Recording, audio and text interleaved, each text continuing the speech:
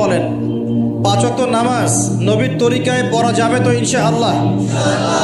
নবীর তরিকায় নামাজ মানে ধীর স্থিরভাবে নামাজ।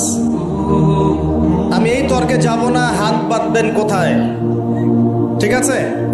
ওই তর্ক সবাই করে না, ওই তর্ক সবাই করে না। এই মাসআলাগুলোকে নিয়ে যারা মুফতি আছেন তারা কথা বলেন, আমি মুফতি নই, অতএব এই মাসআলাগুলোকে নিয়ে আমি আপনাদের সাথে কোনো কথা বলছি না। আমি বলছি আপনাদেরকে, নামাজ প্রতিষ্ঠা করা, কায়েম করার মানে হচ্ছে নামাজটা হতে হবে নবীর মতো খুশু খুজুতে।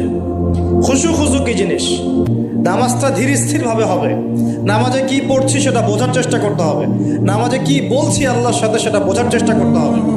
নামাজে রুকুর অর্থ কি, তাসবিহ কি, সেজদায় আমি কি পড়ি, 2 সেজদার মাঝখানে দোয়ার অর্থ কি, তাশাহুদ দরুদ দোয়া মাসুরের অর্থ কি, নামাজের সেজদায় আমি বেশি বেশি দোয়া করতে পারছি কিনা, নামাজ